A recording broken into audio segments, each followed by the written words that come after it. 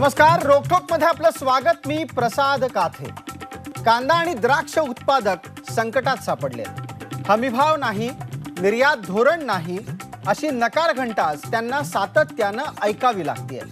भाव वाढले की सरकार भाव कमी करतं आणि भाव पडले की 100-200 रुपये अनुदान पदरात टाकलं जातं। तेही मिळणं प्रत्यक्षात कठीणच असतं।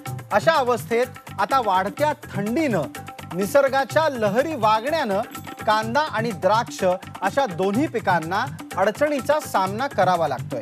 रशियाच्या दरवाजावर पोहोचलेली नाशिकची द्राक्ष घेण्यास तिथल्या सरकारनं नकार दिलाय, तर दुसरीकडे चीन, थायलंड, श्रीलंका सुद्धा नवे नियम दाखवून द्राक्ष उत्पादकांची कोंडी करतायत। देशाला कोट्यवधी रुपयांचं परकीय चलन मिळवून देणारे शेतकरी आजही चांगल्या दराची आस लावून बसलेत। या शेतकऱ्यांच्या मालाला भाव कसा मिळणार? निसर्गाचा कोप कधी आणि कसा कमी होणार? जागतिक बाजारपेठेत वर्चस्व मिळवण्यासाठी केंद्र सरकार कधी मदत करणार? या आणि अशा अनेक प्रश्नांची चर्चा करूयात आजच्या रोकठोक कार्यक्रमात। कांदा आणि द्राक्ष उत्पादकांची उपेक्षा।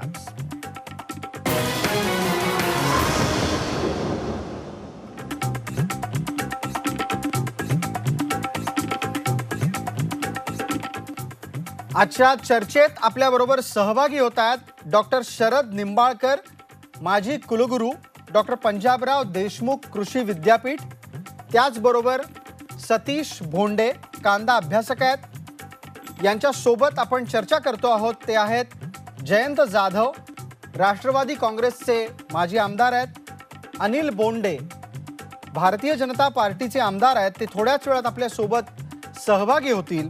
आणि त्याच सोबत आपल्या बरोबर आत्ता आहेत वासुदेव काठे, द्राक्ष निर्यातदार।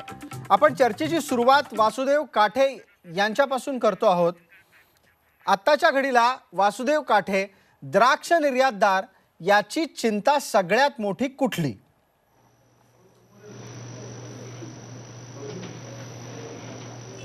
मी एक द्राक्ष उत्पादक शेतकरी आहे आणि द्राक्ष निर्यात करण्याकरता देत असतो। यावर्षी रशियामध्ये जो माल आत्तापर्यंत गेलेला आहे, आज मी तिला रशियामध्ये मागच्या वर्षी 3100 कंटेनर गेले होते, ह्या वर्षी 3500 कंटेनर गेलेले आहेत। दरवर्षीपेक्षा थोडासा माल जास्त गेलेला आहे त्या ठिकाणी। आणि त्या ठिकाणी 2 वेगवेगळे पोर्ट आहेत, त्यापैकी एका पोर्टवर व्यवस्थित द्राक्ष कंटेनर सोडून घेण्याचं काम चालू आहे आणि दुसऱ्या पोर्टवर काम थोडंसं डिले होतंय। ही एक अडचण आहे। पण मग या अडचणी तुम्ही तातडीनं केंद्र सरकारला कळवल्या का? त्यांच्याकडून काही त्यामध्ये हस्तक्षेप होताना दिसतोय का तुम्हाला? आणि ही अडचण रशियाच्या बाजारातली पहिल्यांदाच अनुभवायला येतेय का?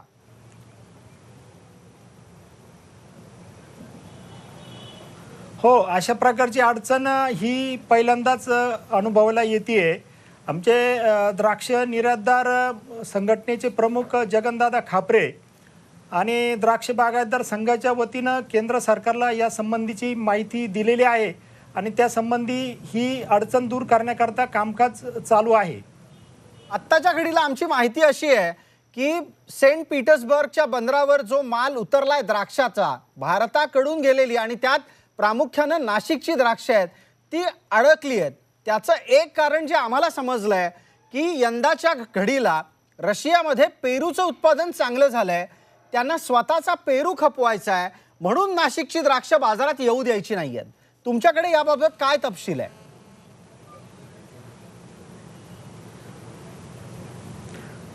काय झालेलं आहे, तिथं रशियामध्ये यावर्षी अर्जेंटिनाहून सुद्धा द्राक्ष आलेली आहेत, इतर देशातूनही द्राक्ष आलेली आहे। त्या मार्केटचा जो काही खप असतो तो आठवड्याला 100 कंटेनरच्या दरम्यान असतो आणि त्या ठिकाणी आठवड्याला 125 किंवा त्यापेक्षाही थोडे जास्त कंटेनर त्या ठिकाणी पोहोचत आहे। त्याच्यामुळे मार्केटमध्ये द्राक्ष विक्रीला विलंब होतोय, अशी स्थिती सध्या रशियामध्ये आहे। अगदी वासुदेवजी, आपण असेच आमच्या सोबत थांबा। आपल्याबरोबर जयंत जाधव आहेत। जयंतराव, ज्या पद्धतीनं नाशिकच्या शेतकऱ्यांना आणि त्यात सुद्धा भाजीपाल्याचा उत्पादक असेल, द्राक्ष उत्पादक असेल, कांदा उत्पादक असेल, यांना जी वारंवार गेल्या काही काळात अडचणींचा सामना करावा लागतो आहे, या सगळ्यामुळे आत्ताच्या घडीला नाशिकच्या उत्पादकांमध्ये म्हणजे तो कृषी उत्पादकांमध्ये नैराश्याचं वातावरण पसरत चाललंय का? निश्चितच या ठिकाणी नैराश्याचं वातावरण असणारच. मुळामध्ये नाशिक जिल्ह्यातला आमचा शेतकरी हा एक प्रगतिशील शेतकरी आहे. तो अनेकदा आसमानी आणि सुलतानी संकटांना तो त्या ठिकाणी सामना करत आलेला असतो. आता हा जो रशियातला जो काही द्राक्षाची जी काही अडचण झालेली आहे, मुळामध्ये आता ती आवक जास्त झालेली आहे. त्या ठिकाणी रशियामध्ये त्या ठिकाणी अर्जेंटिनाहून जर का ते द्राक्ष आले असतील आणि जो काही भारतातून या ठिकाणी एक्सपोर्ट झालेला असलेला जो काही माल, आता त्या ठिकाणी भारतातले जे काही द्राक्ष आहेत हे त्यांनी का नाकारले? त्या ठिकाणी आपलं जे काही भारताचं जे कॉमर्स मंत्रालय जे आहे त्यांनी या ठिकाणी तातडीने याच्यामध्ये लक्ष घातलं पाहिजे होतं की या गोष्टी कशामुळे होत आहेत. या ठिकाणी मागे एकदा असंच पाश्चिमात्य देशामध्ये ज्यावेळेस आपला द्राक्ष गेला होता त्यावेळेस त्या ठिकाणी त्या द्राक्षांवरती वापरण्यात आलेल्या काही केमिकल्समुळे त्यांनी ते द्राक्ष त्यावेळेस रिजेक्ट केले होते. अगदी म्हणजे जयंत जाधव, मी त्या केमिकलच्या विषयावर येतोच, पण मला तत्पूर्वी एका गोष्टीचा खुलासा करा. जे खासदार म्हणून निवडून गेलेले आहेत नाशिकमध्ये, ते या विषयाला तातडीनं केंद्राच्या कानावर घालू शकत नाहीत का? अहो, घातलंच पाहिजे, परंतु आता खासदारांना जर का निवडणुकीपासून जर का वेळ मिळाला तर बिचारे खासदार त्या ठिकाणी जातील ना. या ठिकाणी ज्यावेळेस आमचा कांदा उत्पादक ज्यावेळेस या ठिकाणी अडचणीत होतात तर आमच्या खासदारांना कधीच कांदा उत्पादकांकरता त्या ठिकाणी जाऊन शासन दरबारी कधी मागणी करावीशी वाटली नाही. कधी त्या ठिकाणी ते पंतप्रधान किंवा त्या ठिकाणी कृषी मंत्र्यांकडे या कांद्याच्या संदर्भामध्ये काही एक्सपोर्ट पॉलिसी काय असली पाहिजे, इतर राज्यांमध्ये जर का आम्हाला कांदा नेण्याकरता ज्या काही रेल्वे वॅगन्स उपलब्ध करून दिल्या पाहिजे होत्या त्या दिल्या का यांनी? तर मुळामध्ये आमच्या नाशिक जिल्ह्यात हे दुर्दैव आहे की आमच्या खासदारांना याच्यामध्ये कुठलाही स्वारस्य नाहीये. शेतकऱ्याला त्या ठिकाणी अडचण कशा पद्धतीने दूर करता आली पाहिजे याच्यामध्ये जर का मुळात अभ्यासच नसेल आणि तशी जर का ती भावना जर का मनामध्ये त्यांच्या निर्माण होत असेल. आता जयंत जाधव, तुमचं म्हणणं लक्षात येत आहे, पण त्याच्या अनुषंगाने पुढचा प्रश्न असा आहे की जर समजा ही परिस्थिती कायम राहिली तर तुमच्या लेखी येत्या 3 महिन्यात शेतकऱ्यांना आणि त्यात सुद्धा खास करून हे जे बागायतदार शेतकरी आहेत ज्यांना कांदा आणि द्राक्ष आणि इतर उत्पादनांच्यासाठी बऱ्यापैकी उत्पन्न अपेक्षित असतं, त्यांची अवस्था काय होईल? नाही बघा, आज तर मुळामध्ये मी सांगितलं ना की आमच्याकडचा शेतकरी हा आसमानी संकटांना सामोरं जात असताना एवढ्या चांगल्या प्रतीचं द्राक्ष तयार करून हा एक्सपोर्ट क्वालिटीचा माल तयार करून आज तो सगळा करत आहे. अशाही परिस्थितीत जर का ही अशी जर परिस्थिती शासनाच्या नाकारत्या धोरणामुळे शासनाच्या कुठल्याही पुढाकारांना शिवाय जर अशी परिस्थिती जर का ही आमच्या शेतकऱ्यांवरती येत असेल तर आज आपण ग्रामीण भागातला कुठलाही म्हणजे तो अल्पभूधारक शेतकरी असेल किंवा तो मोठा बागायतदार शेतकरी असेल, मोठाकडे जर का केलं तर त्यांनी या स्वतंत्र भारतामध्ये आजपर्यंत एवढं नालायक सरकार कधी बघितलेलं नाही. एवढी दुर्दैवी सरकार आहे शेतकऱ्यांना. तुमच्या लेखी हे सरकार शेतकरी विरोधी असं तुमचं म्हणणं आहे. मी तुम्हाला यासाठी थांबवतो कारण आता आपल्याला कांद्याचाही विषय चर्चेमध्ये घ्यायचा आहे. आपल्या बरोबर सतीश भोंडे आहेत, कांद्याचे अभ्यासक आहेत. सतीशजी, आत्ताच्या घडीला कांदा उत्पादकांच्या समोरच्या अडचणी काय आहेत थोडक्यात सांगा, मग त्या अनुषंगाने पुढचे प्रश्न मी आपल्याला विचारतो.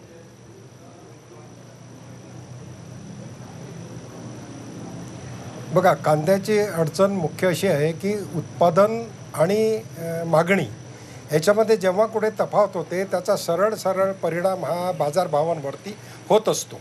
आता यावर्षी काय झालं की कांद्याचं क्षेत्र कमी होईल अशी अपेक्षा असतानासुद्धा कांद्याचं क्षेत्र थोडं वाढलं. बरीच कारणं आहेत त्याला. आणि दुसरं, कांद्याचं जे उत्पादन आलं ते हवामानाने थोडीशी बऱ्यापैकी साथ दिली, त्याच्यामुळं चांगलं आलं आणि याचा परिणाम बाजारभावांवरती झाला. हे जरी खरं असलं तरी सरकारचं एक कर्तव्य असतं की उत्पादन वाढलं तर ते वाऱ्यावरती सोडून न देताना त्याला कुठंतरी एक उत्पादन खर्च शेतकऱ्याला मिळावा या अनुषंगाने बाजारपेठांवरती थोडंसं नियंत्रण आणणं आणि एक ठराविक भाव किंवा त्याच्यावर शेतकऱ्यांना मिळावा अशा प्रकारची यंत्रणा उभी करणं हे आता सध्याच्या काळामध्ये गरजेचं झालेलं आहे. अगदी. पण प्राप्त परिस्थितीमध्ये मग जी आव्हानं कांद्याच्या उत्पादकांसमोर येऊन ठेपली आहेत त्यातला एक मुद्दा जो समोर येतोय प्रकर्षानं तो आहे हमी भावाचा. हमी भावाच्या रचनेत त्याचं स्थान नसणे या गोष्टीमुळे उत्पादकांना होणारा नुकसान काय आहे आणि मूळ मुद्दा जो आपला आहे तो निसर्गाच्या लहरीपणाचा आहे. निसर्गाच्या लहरीपणामुळे आत्ताच्या घडीला कांदा उत्पादकांना कोणत्या समस्या भेडसावत आहेत? हो, निश्चितपणे निसर्गाचा एक लहरीपणा असतोच.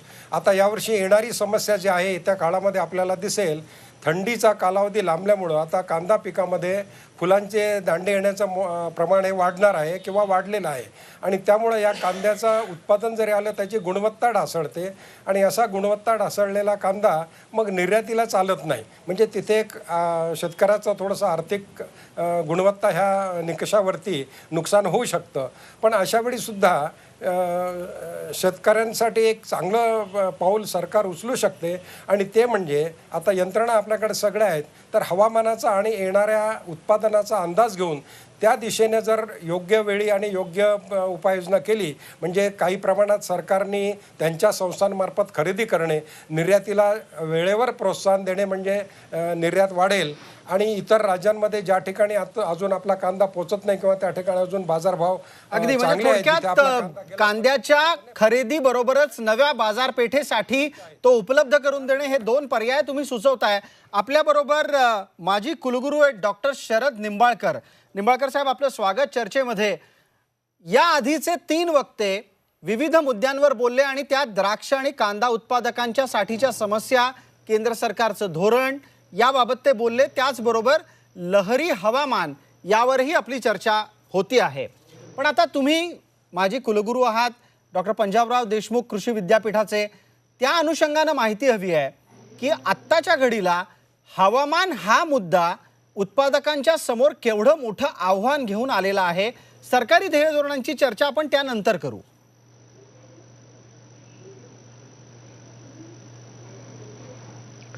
यामध्ये हवामानाचा भाग हा नक्की आहे.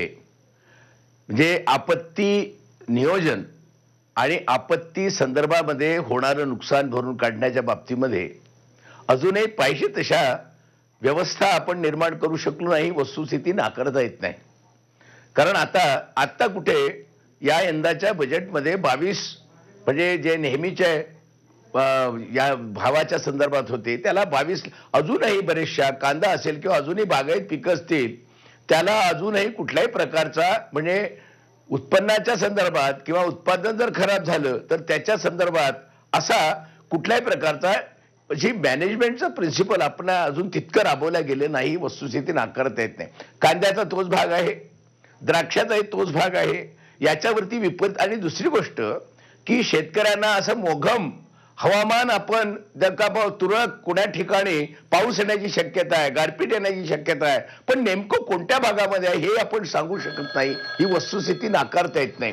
आणि त्याच्यामुळे काय होतं की बरेचदा काही भागामध्ये शक्य आहे पण जिथे पॉसिबल नाही आहे तिथे त्या संदर्भातल्या काही योजना राबवता येतात.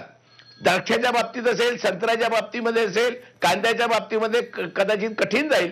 पण ही जी फळं बाग जे आहेत त्याच्याबद्दल हवामान खातं जर आपल्या इथलं अजूनही हवामान खातं त्या दृष्टीने सक्षम झाले नाही आणि त्याचा फटका सातत्यानं शेतकऱ्यांना आणि विशेषतः हे जे हाय व्हॅल्यूड जे काही क्रॉप्स आहेत ज्याच्यामध्ये बागायती जे क्रॉप्स आहेत त्यांना फार जास्ती पडत असतो.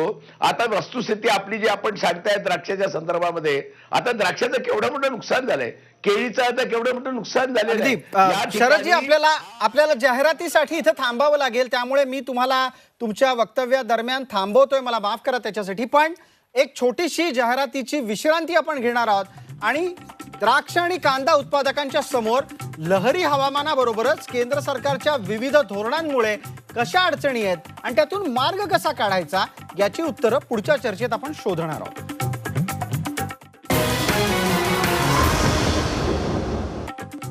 नमस्कार, रोखोकच्या या दुसऱ्या भागात आपलं स्वागत. आपल्याबरोबर विविध मान्यवर आहेत, त्यांची एकदा परत ओळख करून घेऊ. डॉक्टर शरद निंबाळकर, माजी कुलगुरू, डॉक्टर पंजाबराव देशमुख कृषी विद्यापीठ, त्याचबरोबर सतीश भोंडे कांदा अभ्यासक आहेत, वासुदेव काठे द्राक्ष निर्यातदार आहेत, तुषार कोंबडे हे सुद्धा द्राक्ष उत्पादक आहेत, जयंत जाधव राष्ट्रवादी काँग्रेसचे माजी आमदार आहेत आणि अनिल बोंडे भारतीय जनता पार्टीचे आमदार आता आपल्याबरोबर चर्चेमध्ये सहभागी झाले आहेत. बोंडे साहेब, आपलं स्वागत. अनिल बोंडे यांना माझा पहिला प्रश्न आहे. अनिलजी, आपण या चर्चेत सहभागी होण्याच्या पूर्वी ज्या मान्यवरांशी आम्ही चर्चा केली तेव्हा त्यांच्याकडून प्रामुख्यानं 2 गोष्टी समोर आल्या. पहिली गोष्ट अशी, एक, कांद्याच्या बाबतीत हमीभावाचं संरक्षण कवच नसणं आणि दुसरं, द्राक्षाच्या निर्यातीच्या बाबत येणाऱ्या अडचणींकडे केंद्र सरकारचं दुर्लक्ष होणं. या दोन्ही गोष्टींच्या बाबत तुमच्याकडून भूमिका हवी आहे, जेणेकरून आपली चर्चा आता पुढे जाईल. कांद्याच्या संदर्भात जर सांगायचं झालं तर राज्य सरकारने कांद्याचे भाव गडगडल्यानंतर 200 रुपये प्रति क्विंटल हा फरक देण्याचं शासनाने जाहीर केलेलं आहे. आणि मला असं वाटतं की याच्यामुळं खूप शेतकऱ्याचा म्हणजे एक थोड्या प्रमाणात दिलासा निश्चितपणे मिळू शकेल. परंतु कांद्याचा हा प्रश्न हा नेहमीचा प्रश्न आहे की जेव्हा एखाद्या वेळेला दुष्काळाची परिस्थिती असते तेव्हा भाव गगनाला भेटतात आणि आपल्यासारख्या चॅनलवर मग गरिबांनी कांदा खाऊ नये का असं प्रेशरायझेशन होतं. आणि कांद्याचं स्टोअर केलेलं उत्पन्न, स्टोअर केलेला कांदा, चाळीमधला कांदा आणि त्यासोबतच नवीन आलेला कांदा हा आला की कांद्याचे भाव गडगडतात. आणि बऱ्याच प्रमाणात हा पेरिशेबल आयटम असल्यामुळे या भावाचा फटका, कमी झालेल्या भावाचा फटका शेतकऱ्यांना बसतो. अगदी अनिलजी, आपण बोलत असताना एक महत्त्वाचा मुद्दा मांडलात की कांदा हा नाशवंत पदार्थ आहे, ही नाशवंत वस्तू आहे. आणि त्या अनुषंगानं मग मला विचारायचं आहे, कारण आपण आपल्या चर्चेमध्ये लहरी हवामानाचाही उल्लेख वारंवार करतो आहोत आणि त्यामुळे आत्ताच्या घडीला कांद्याला डोंगळे फुटण्याचा प्रकार घडतोय नाशिक आणि आसपासच्या परिसरामध्ये. कांदा उत्पादकांसाठी ही अत्यंत चिंतेची बाब आहे. पण त्यापेक्षा मोठी चिंतेची बाब ही आहे की त्यासाठी आवश्यक ते साठवणुकीचं तंत्रज्ञान आणि जागा उपलब्ध नसणं. त्यासाठीच कांदा चाळीच्या संदर्भात शासनाने अतिशय मुक्त धोरण ठेवलेलं आहे. जो शेतकरी समोर येईल त्याला कांदा चाळ देण्याचं धोरण ठेवलेलं आहे. आणि त्यासोबतच कांद्यावर प्रक्रिया करणे.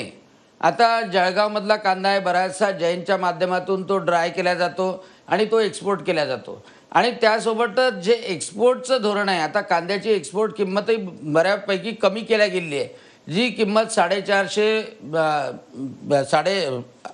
साधारणतः आता 240 रुपये प्रति टन डॉलरच्या रूपामध्ये त्यापेक्षा सुद्धा कमी करण्यात आलेली आहे. आणि त्यामुळे एक्सपोर्टला सुद्धा भाव कमी झालेले असले तरी एक्सपोर्टला सुद्धा चांगल्या कांद्याला निश्चितपणे वाव मिळणार आहे.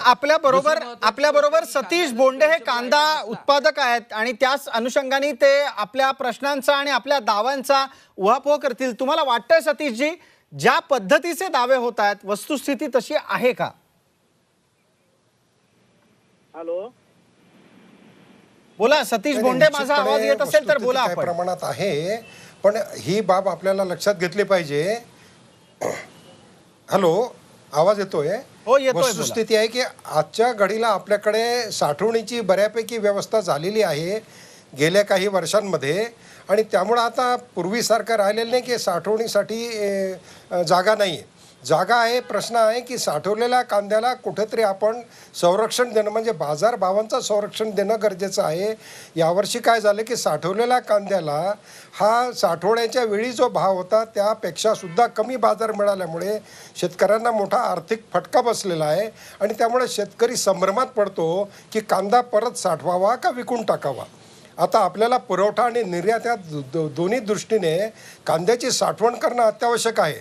मग अशा वेळी सरकारला कुठलं तरी धोरण राबवून साठवलेल्या कांद्यांना सुद्धा शेतकऱ्यांना कसं संरक्षण मिळेल ह्या बाबतीची काही उपाययोजना करणं हे गरजेचं आहे. अगदी. आपल्याबरोबर डॉक्टर शरद निंबाळकर आहेत. निंबाळकर साहेब, आपण मगाशी चर्चा करत असताना लहरी हवामानाचाही उल्लेख करत होतो. मात्र आता एका गोष्टीचा पुढे जाऊन विचार करण्याची गरज आहे. लहरी हवामानाला सुद्धा तोंड देण्यासाठी काही उपाययोजना आहेत का?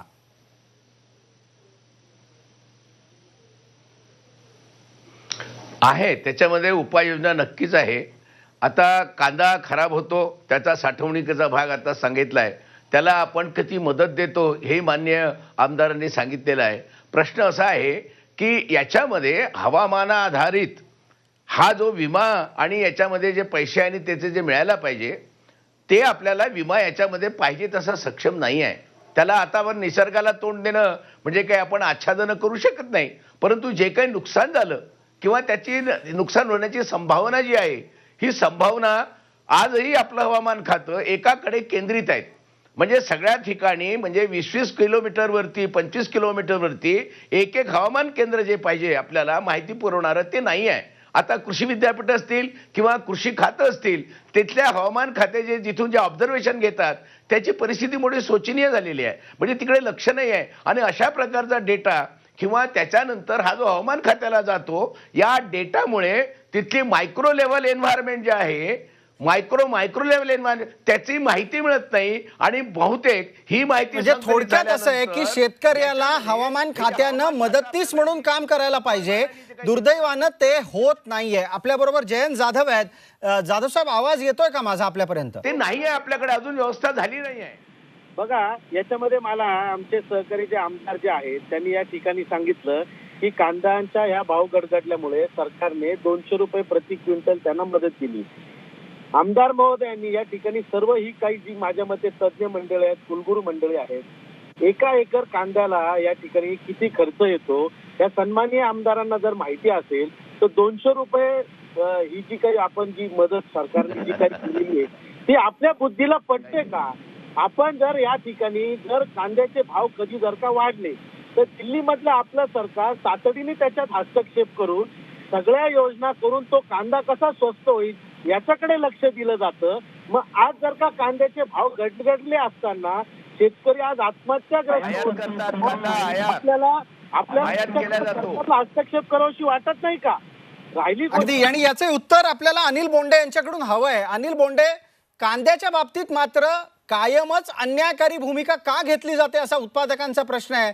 जेव्हा शेतकऱ्याला 4 पैसे मिळायची वेळ येते तेव्हा केंद्राचा हस्तक्षेप होतो. मग असाच हस्तक्षेप कांद्याचा भाव पडल्यानंतर का होत नाही? केंद्राचाच हस्तक्षेप नाही नुसता, तर टीव्ही चॅनलपासनं सगळ्या मीडियाचा सुद्धा हस्तक्षेप होतो. आणि त्या हस्तक्षेपामध्ये मग म्हटलं जातं अरे गरिबांनी कांदा सुद्धा खाऊ नये का? नाही, पण अनिल बोंडे साहेब, माध्यमांच्या दबावामुळे सरकार निर्णय घ्यायला लागली आहेत का? जर तुम्ही वारंवार हा उल्लेख करताय म्हणून मी तुम्हाला हा प्रश्न विचारतो. माध्यम ठरवतायत का या देशाचं धोरण? जीवनावश्यक वस्तूमध्ये ऐका, कांदा हा जीवनावश्यक वस्तूमध्ये टाकण्याची गरजच नाहीये. आणि आज या परिस्थितीत जेव्हा कांद्याचे भाव गडगडले तर कांद्याचा जो साधारणतः 7 रुपये किलो किंवा 8 रुपये किलो तो 5 रुपये किलोवर आल्यानंतर साधारणतः डिफरन्स 2 रुपये जो आहे तो डिफरन्स देण्याचा प्रयत्न हा शासनाने केलेला आहे. शासन काही पूर्ण भाव देत आहे असं नाही, पण अजून मी तर या टीव्हीच्या माध्यमातून म्हणेल की अजूनही यामध्ये डिफरन्समध्ये वाढवायला काही हरकत नाही.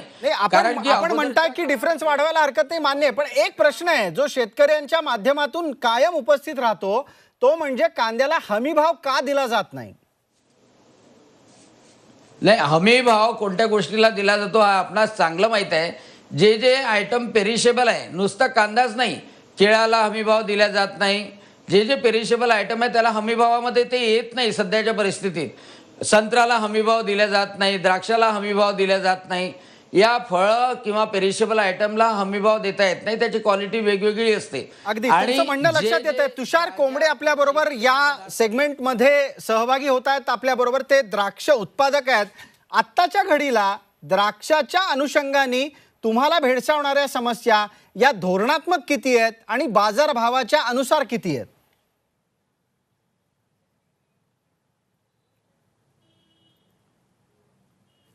हॅलो, बोला तुषार कोंबडे, तुमचा आवाज येतोय.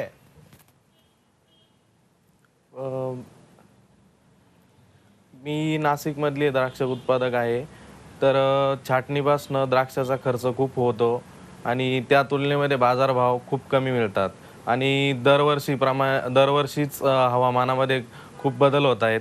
आज यावर्षी खूप थंडीचं प्रमाण वाढलं, त्याच्यामुळे शुगरला खूप अडचणी आल्या आणि द्राक्षाचं प्रोडक्शन कॉस्ट इतकी वाढली आहे की त्या तुलनेमध्ये द्राक्षाला रेटच मिळत नाही. किती झाली आहे यंदा प्रोडक्शन कॉस्ट तुमची? ते रेट मिळण्यासाठी द्राक्ष उत्पादकांना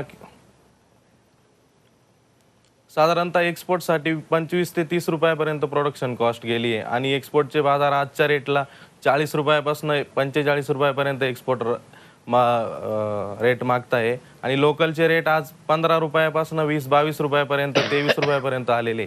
तर प्रोडक्शन कॉस्ट इतकी झाली असताना बाजारभाव एवढे कमी झाले, त्यासाठी काहीतरी धोरण करण्यात यावे. अगदी तुमचा विषय लक्षात येतोय. आपण एक आणखीन जाहिरातीची छोटीशी विश्रांती घेतोय. सर्व मान्यवरांना विनंती आहे की त्यांनी या नंतरच्या सेगमेंटमध्येही सहभागी व्हावं आणि त्या सेगमेंटमध्ये रोखोकमध्ये आपण चर्चा करू की कृषी संदर्भात योग्य पिकं, योग्य कीटकनाशकं आणि योग्य बाजारभाव यांची सांगड कशी घालायची.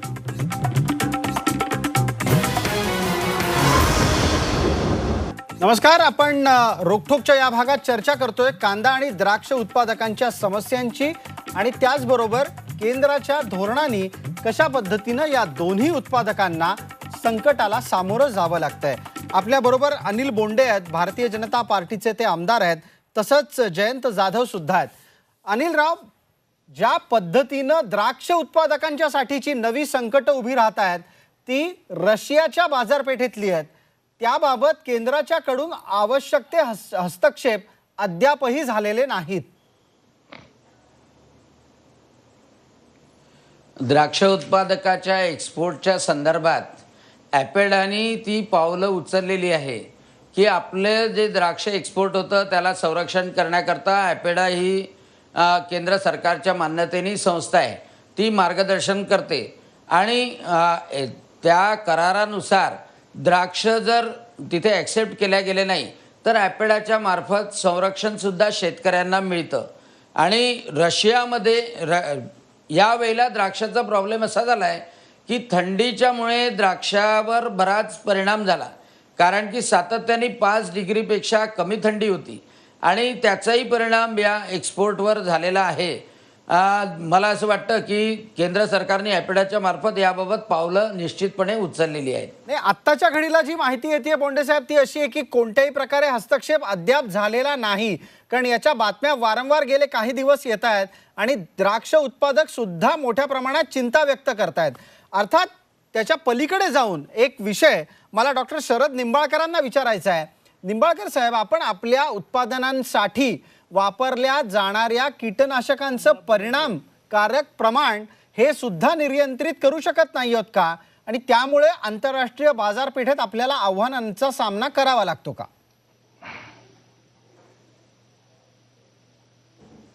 या विषयावर बरोबर आहे. मागे असंच रेसिड्यू काही कीटकनाशकांचे जास्ती आढळल्यामुळे त्याच्यामध्ये ते कंटेनर आपले वापस आले होते, परत आले होते. आता याच्यामध्ये कसं आहे, काही त्याच्यामध्ये जे मारण्याचं अंतर आणि त्याच्यामध्ये ज्याला आपण म्हणतो की तो इंटरवल जो असतो फवारणीनंतरचा, त्या इंटरवल नंतर तोडला आपण तर त्याच्यामध्ये त्याची रेसिड्यू राहत नाही. मान्यत बिलो डिटेक्टेबल लेवल येतात, below detectable level, BDL level म्हणतो आपण त्याला कीटकनाशकाची. आणि अशा कुठल्याही प्रकारचे कीटकनाशकं जर वापरलेत, अर्थात आता द्राक्ष उत्पादकांनाही माहिती झालं आहे की बा अनेक ठिकाणी ते त्याच प्रकारचं द्राक्षाच्या संदर्भातले जे काही फंजीसाइड्स असतील, हर्बिसाइड्स आहेत ते वापरतात. याच्यात मुख्य मुद्दा तो नाही आहे. मुख्य मुद्दा याच्या नावाने कोणतंही कारण, जेव्हा त्यांच्याकडे माल घ्यायचा नसतो तेव्हा ते कोणतंही कारण काढून तुम्हाला तो माल वापस कसा जाईल याचं धोरण आखत असतात हे लोक. अगदी हाच मुद्दा खरं तर मागच्याही वेळेला आला होता चर्चेमध्ये, तेव्हा आपल्याकडे असलेली माहिती आपण दिली आणि ती माहिती असं सांगत होती की आत्ताच्या घडीला रशियात पेरूचं उत्पादन मोठ्या प्रमाणात आहे, रशियाला आपला पेरू खपवायचा आहे म्हणून त्यांना नाशिकची द्राक्ष नको आहेत. अशा पद्धतीतला ज्या वेळेला आंतरराष्ट्रीय बाजारांमध्ये डाव प्रतिडाव खेळले जातात तेव्हा त्याला उत्तर द्यायला आपल्याकडे काय असतं? एक मिनिट द्या मला 1 मिनिट, आपण मला 1 मिनिट द्या. हॅलो, हा बघा याच्यामध्ये काय आहे की स्थिरता बाजार, चढ बाजार मूल्य निर्धारण कमिटी असं जे आहे ना, याच्यामध्ये तो भाव नियंत्रित करण्याचा आपण स्वामीनाथन आयोगमध्ये तर टाकलाय कलम. म्हणजे अशा या वेळेला जेव्हा एक्सपोर्ट किंवा इम्पोर्ट आपण करतो याच्यामध्ये आपल्या शेतकऱ्यांचं नुकसान जिथे होत असेल त्या ठिकाणी चढ उतार निधी ज्याला नाव दिलेलं आहे, तो चढ उतार निधीची संकल्पना अजूनही ना राज्य शासनाने ना केंद्र शासनाने ती इम्प्लिमेंट केलेली आहे. आताच्या घडीला मग अशी उत्तरं असू शकतात की स्वामीनाथन आयोगाच्या सगळ्या शिफारशी अजून अद्याप लागू झालेल्या नाहीत. पण डॉक्टर बोंडे मला नाही, नाही, या सगळ्याच्या- अनुषंगाने मला या अनुषंगाने नाहीत. मला ही या वस्तुस्थिती अनुषंगाने आहे. डॉक्टर बोंडेंकडून उत्तर हवं आहे की मग जेव्हा जेव्हा आंतरराष्ट्रीय बाजारपेठेत शेतकरी नाडला जाईल त्या वेळेला देश म्हणून आपल्या सरकारने त्याच्या पाठीशी उभं राहणं गरजेचं नाही का?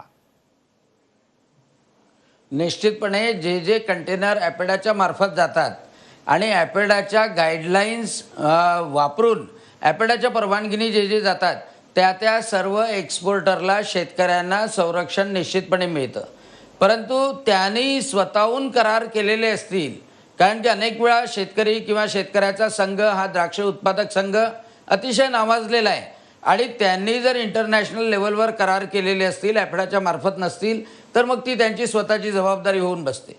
आणि म्हणून माझी तर विनंती आहे की ॲपेडाच्या मार्फत जर ह्या गोष्टी केल्या, द्राक्ष उत्पादक संघांना चांगलं माहीत आहे, त्यांचं नेटवर्किंगसुद्धा अतिशय चांगलं आहे आणि त्यामुळं ह्या रेसिड्यूची बाब असो किंवा कंटेनरला जाणारा वेळ असो, या सगळ्या गोष्टीचं ॲपेडाच्या मार्फत जर नियंत्रण केलं गेलं तर मग ही फसवणूक होत पण नाही. लगेच इथेच वासुदेव काठेंना हा प्रश्न विचारू की ज्या पद्धतीच्या उपाययोजना तुम्हाला सुचवल्या जात आहेत त्या व्यावसायिक दृष्ट्या शक्य आहेत का?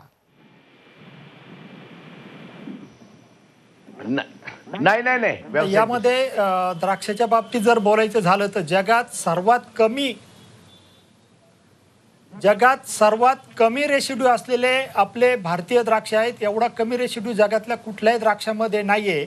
म्हणजे आरोग्याच्या दृष्टीने अत्यंत चांगले द्राक्ष, हे द्राक्ष आपण जगातल्या वेगवेगळ्या देशांमध्ये प्रेझेंट केले पाहिजे. जगातल्या वेगवेगळ्या देशांमध्ये आपण सांगितलं पाहिजे की या प्रकारचे आरोग्याला अत्यंत चांगले असलेले द्राक्ष भारताचे आहेत, ते आपण आपल्या मार्केटमध्ये घ्या, असं आपण थोडक्यात तुमचं म्हणणं असं आहे की आपलं उत्पादन जगात चांगलं आहे, फक्त त्याचं योग्य मार्केटिंग झालं पाहिजे. जयवंत जाधव आपल्या बरोबर आहेत.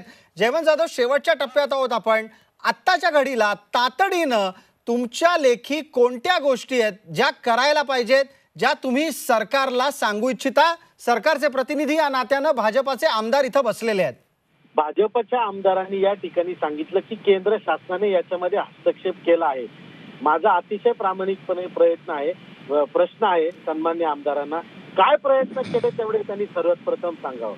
एवढं खोटं तुम्ही जाहीरपणे जर का सांगत असाल आणि शेतकऱ्यांची एवढी जर का फसवणूक करत असाल, तुम्ही एक लक्षात घ्या, अपेडा आमचा नाशिक जिल्हा जो काही द्राक्ष उत्पादक जो आहे तो जो एक्सपोर्ट करतो त्याच्या छाटणीपासून अपेडाच्या मार्फत या ठिकाणी शेतकरी त्याचं उत्पादन कशा चांगल्या पद्धतीने राहून अपेडाने दिलेल्या गाईडलाईन्स ज्या आहे त्या फॉलो केल्यानंतर तो एक्सपोर्ट होतोय माल. तो काही वेळा नाही कुठला माल त्या ठिकाणी भरून एक्सपोर्ट करायला. आणि मग ज्यावेळेस ही अडचण त्या ठिकाणी परदेशात निर्माण होते त्यावेळेस शासनाचं पालक म्हणून या ठिकाणी जबाबदारी असते की हा गेलेला माल त्या ठिकाणी परत न येता त्याच्यामध्ये काहीतरी मध्यस्थी केली पाहिजे. अगदी बरोबर आहे. आणि अनिल बोंडे, शेवटच्या टप्प्यात आपण आहोत. कृपया तात्काळ सांगा, सरकार खरंच काही उपाययोजना करतंय का? कारण तुम्ही वारंवार ध्येय धोरणांच्या बाबतीत बोलता आहात, प्रत्यक्ष अंमलबजावणी होताना दिसत नाही, अशी उत्पादकांची तक्रार आहे.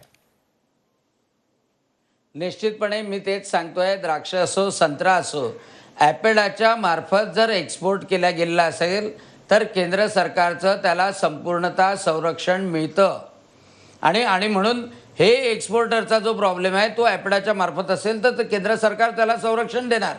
पण समजा खाजगी कराराने जर केल्या गेलेलं असेल, आता आमच्याकडचे संत्र बांगलादेशमध्ये खाजगी कराराने जातात, तर त्यामध्ये फसवणूक झाली तर मग त्यामध्ये हस्तक्षेप करणं कठीण जातं.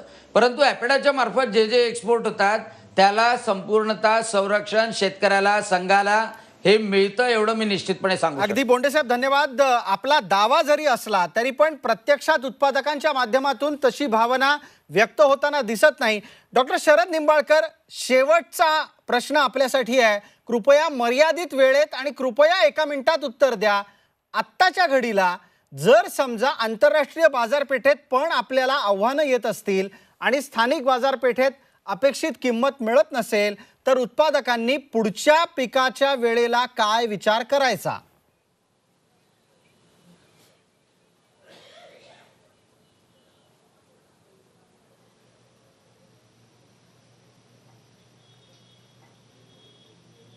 डॉक्टर निंबाळकर, माझा प्रश्न आपल्यापर्यंत पोहोचला. निंबाळकरही बोलायचं आहे का? हो आता याच्यामध्ये एक आहे, सरकारांच्या संदर्भात हा जो माल जे इंटरनॅशनल लेवलला जातो आहे त्याच्यामध्ये सरकारचं एक वास्तविक धोरण पाहिजे. एक त्याच्यामध्ये चढ उतार निधी जो आहे हा एक राखीव निधी पाहिजे. तसंच एक रिस्क मॅनेजमेंट म्हणून जो फॅक्टर आहे, म्हणजे वातावरणाचा बदल असेल, द्राक्ष, केळी, संत्रा यांचं नुकसान झाल्यावर त्याची एक अशा प्रकारची सर्व कसाची योजना. आणि दुसरी गोष्ट, अनेक देशांमध्ये या वस्तूंची गरज आहे, तिथे आपण अजून पोहोचलेलो नाही आहेत आणि त्या ठिकाणी मार्केट क्रिएशनसाठी अशा प्रकारची अशी एक एजन्सी सेंट्रल आणि राज्य सरकारांनी तयार करून इतर अनेक देश आहेत ज्यांच्यापर्यंत त्यांना गरज आहे पण तिथे आपण पोहोचलेलो नाही, ते नवीन मार्केट आपलं करून ते मग कंपनीच्या माध्यमातून असो, आफेड्याच्या माध्यमातून असो, आपल्या शेतकऱ्याचा माल तिथे जाऊन त्याला 2 पैसे मिळाले पाहिजे आणि त्याचं संरक्षण झालं पाहिजे. हे नीती अजूनही आपण त्या प्रमाणात केलेली नाही. आणि डॉक्टर निंबाळकर, आपला मुद्दा लक्षात येतोय. वेळेअभावी मला आपल्याला थांबवावं लागतंय, माफ करा. मात्र आपण सर्वजण या चर्चेत सहभागी झालात त्याबद्दल आपले मनापासून आभार. जाता जाता, कांदा आणि द्राक्ष उत्पादकांच्या समस्या काही निसर्ग निर्मित आहेत तर काही धोरणांमुळे निर्माण झाल्यात. उत्पादकांना दिलासा देणारं निर्यात धोरण, बाजारभावाचं संरक्षण आणि नाशवंत मालाच्या योग्य साठवणुकीचं तंत्र या सगळ्यांच्या माध्यमातून कांदा आणि द्राक्ष उत्पादकांना दिलासा देणं गरजेचं आहे. याबरोबरच नुकसान सोसता यावं म्हणून भक्कम विमा संरक्षण मिळायला हवं. कांदा आणि द्राक्ष उत्पादकांच्या समस्या कशा सोडवता येतील त्यासाठी एक दूरगामी धोरण आखणं गरजेचं आहे. आज रोकठोकमध्ये इतकंच. ताज्या बातम्यांसाठी पहा झी 24 तास. रहा एक पाऊल पुढे.